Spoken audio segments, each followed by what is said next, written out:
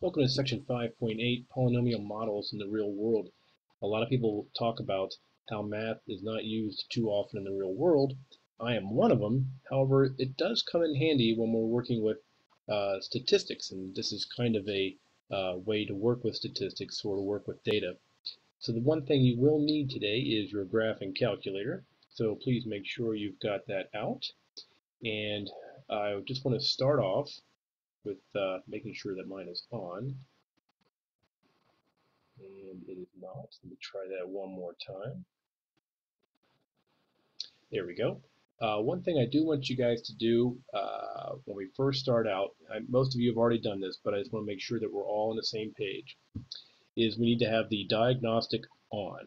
So you're going to have to press second, 0, then go to x to the negative 1, alpha, x to the negative 1,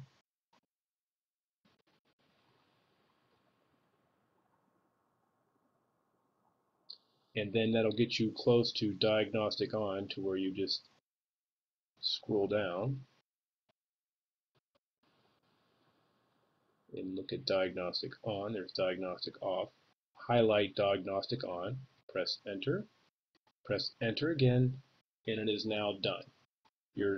As long as you don't reset your calculator, diagnostic will always be on. Now let's go ahead and clear that, and we will take a look at our lesson for today about modeling real-world problems. The big picture in your Cornell notes is that we should have the title here, of course, Polynomial Models in the Real World. But the essential understanding, the big thing that we want to get out of this, is that the behavior of the graphs of different degrees, in other words, linear, cubic, quadratic, what have you, will be a best fit for a particular data set. In other words, a linear might be the best fit for some data, a quadratic might be a best fit for some data, or a cubic might be a best fit for our data. Let's take a look at our first example here. And this is just some values for anything that, in general here. But what I need you guys to do is to go ahead and plug in your x values into L1 and your y values into L2.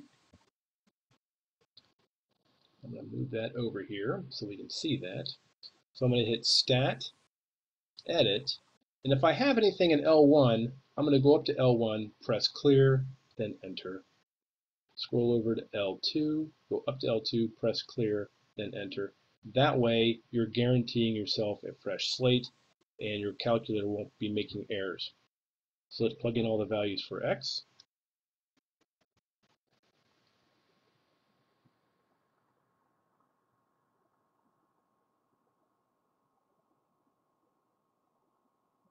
Then scroll over and plug all the values in for L2.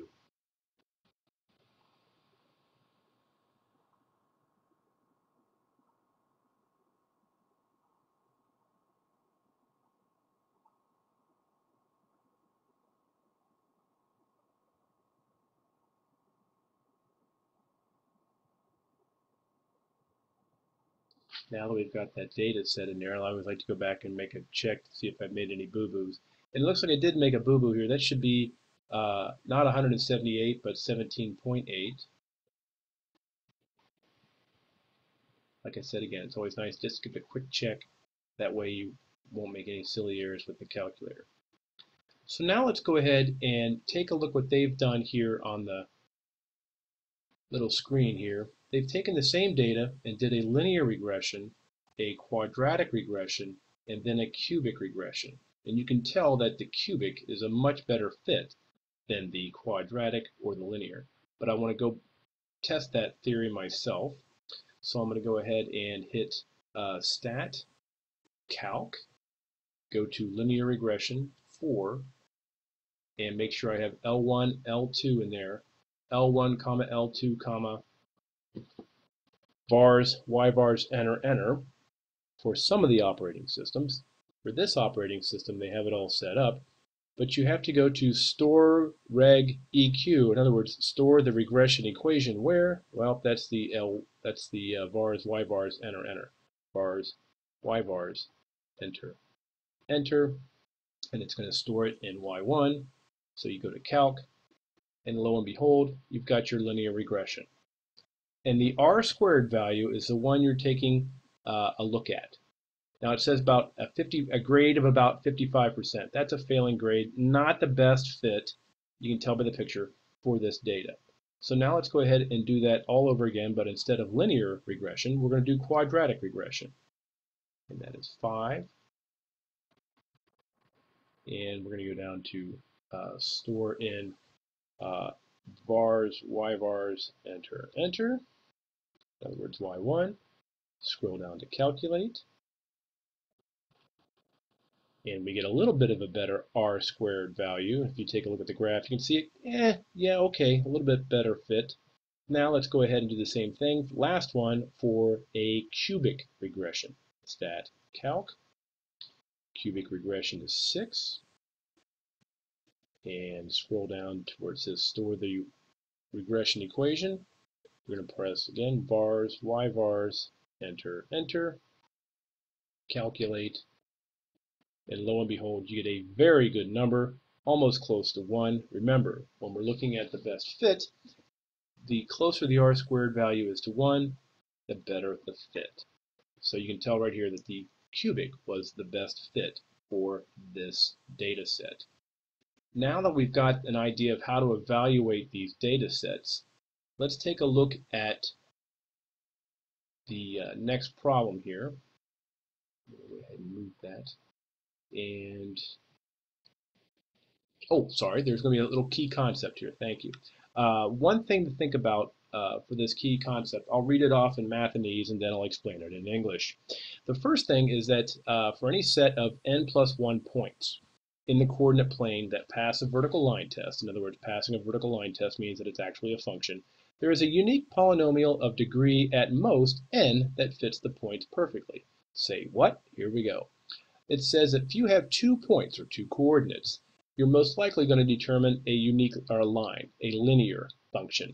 If you have 3 points, that means that you're probably going to have a parabola.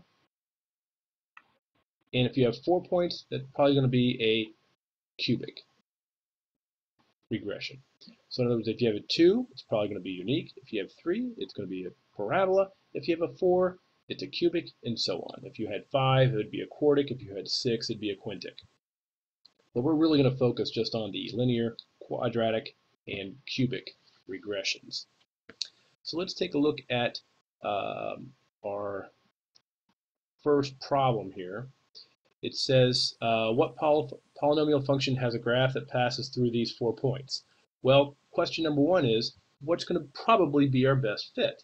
If we have 4 points, remember our little equation, or our little key principle here said that it's probably going to be a cubic.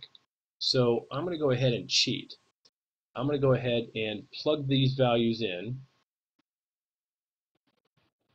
and just look at cubic. So I'm going to clear all this out, go to Stat, Edit, clear all these things out. It's always best to clear these out. That way you're not going to miss anything. You don't get a funky answer and wonder why you got a 2 out of 5 or a 1 out of 5 on your test question. So let's plug in all the x values, 0, 1, 2, negative 1.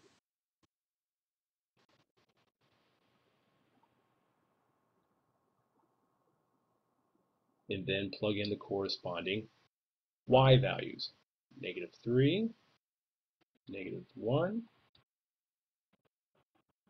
5, and negative 7. Let's make sure we've got that all set. 0, 1, 2, negative 1. Good. And negative 3, negative 1, 5, negative 7. Good. Then let's go to Stat, Calc. We said that this had 4 points, so we're going to check a cubic regression.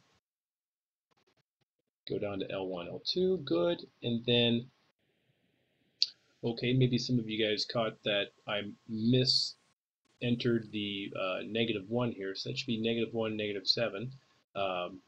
Thankfully, my little calculator helper, Maria, actually pointed that out to me. Good for her. So let's go ahead and now plug these in correctly, duh, and then go ahead and hit Stat Calc cubic regression.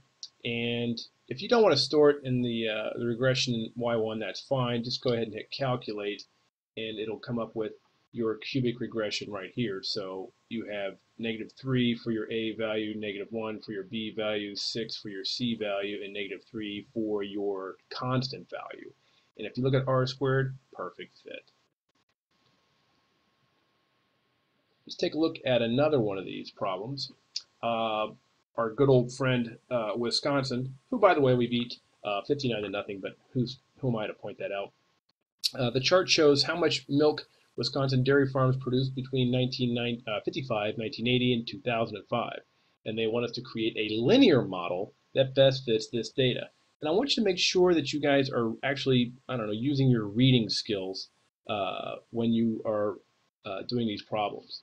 If they're asking you to do a linear model, that's all you have to do is just a linear regression. You don't have to go through all three of them.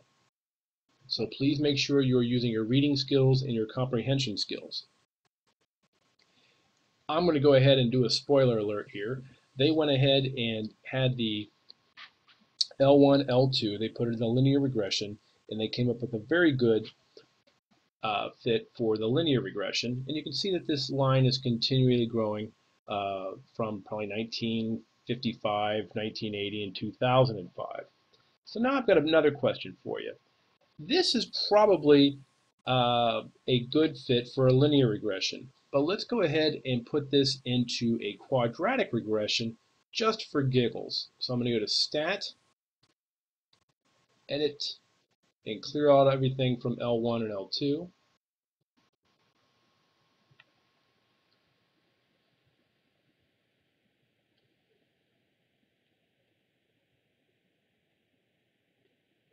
Easier said than done. Hopefully you guys cleared out yours also.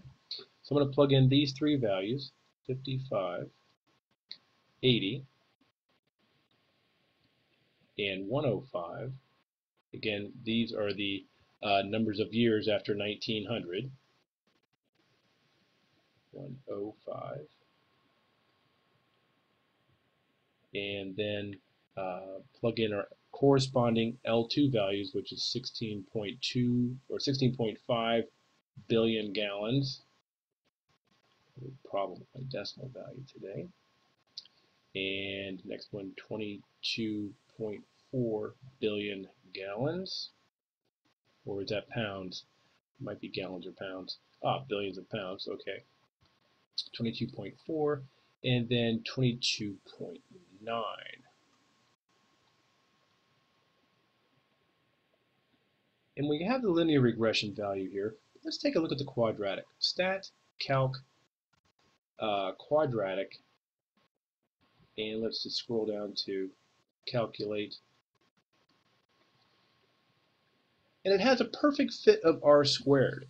So now the question is, since we had a quadratic regression with r squared of 1, why didn't they use it? Well, let's take a peek.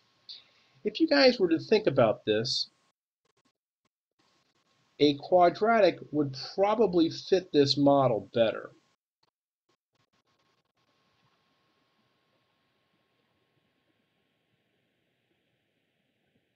But why does it not make sense for this situation? Milk production is not going to go down suddenly because of the statistical model. So if you think about this, this is not going to start off real strong and then peak out and then die. There's going to be plenty of cows giving us milk for years and years and years to come. That's why it's more logical to use this linear regression, because in reality, we're not going to have this big drop off in cow production. Maybe something like oil or some other non-renewable resource, but certainly not going to be cow's milk for quite some time. Here is your homework. I wanted to make a quick note. Make sure that you have that 16, 17, 18, and 19, that they correspond up with 20, 21, 22, and 23. So this would be 16, 17, 18, and 19. I'll see you guys tomorrow. Have a good night.